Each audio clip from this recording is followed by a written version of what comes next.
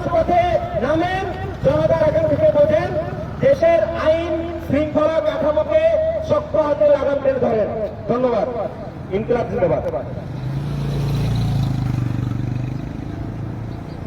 ধন্যবাদ ভাইয়াকে। আমাদের মাঝে ডক্টর গাজী মোহাম্মদ শাখাওয়াত হাসান স্যার, সহকারী প্রক্টর, বরিশাল বিশ্ববিদ্যালয়। আমরা জানি একটা আইন যখন কাজ করতে ব্যর্থ হয়, আইনের শাসন যখন প্রতিষ্ঠিত হয় না, বিচার যখন হয় না, ঠিক তখনই অপরাধগুলো প্রবল আকার ধারণ করে এবং তারই ধারাবাহিকতা আমাদের বাংলাদেশে এখনো চলমান। আমরা এখানে সেই চিরচরিত আইন দেখে থাকি, কিন্তু আইনের যে গুণ সাবজেক্টিভ সেটা আমরা দেখি না। অপরাধ প্রবণতা বাড়লে আমাদের আইনের কঠোরতা, আইনের প্রয়োগ আমরা দেখি না। তো এই অবস্থা থেকে আমরা পরিত্রাণ চাই। আমরা চাই সরকার এখানে সোচ্চার হোক, জনগণ সোচ্চার হোক। এই পর্যায়ে আপনাদের মধ্যে থেকে কে কথা বলতে চান দয়া করে হ্যান্ড রেজ করুন।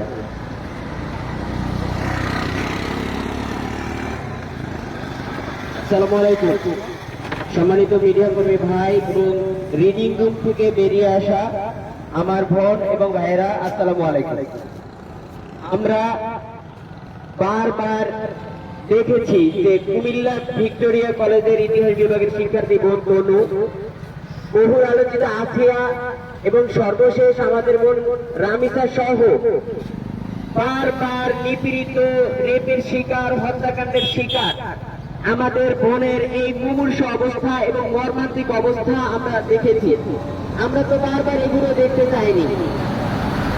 আমাদের কিছুই বলার থাকে না যখন রামিসার বাবা নিজেই বলেন হত্যাকাণ্ডের বিচার হবে না।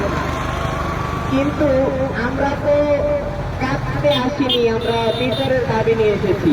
আমরা বসে থাকতে পারি না, কারণ আমরা যদি চুপ থাকি তাহলে চুপ থাকাটাই হচ্ছে সংকটের লক্ষণ।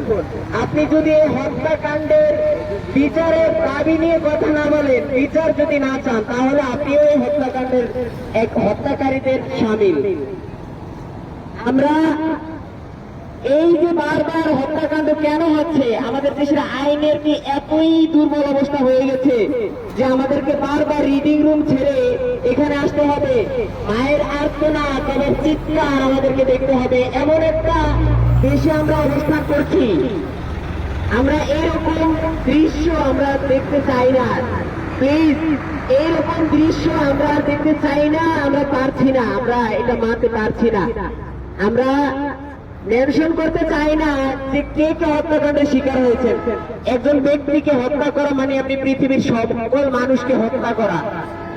এর সাথে যদি আপনি একজন ব্যক্তি যদি রেপের শিকার হয়, হত্যাকাণ্ডের শিকার হয়, তাহলে আমাদের আসলে কিছুই বলার থাকে না।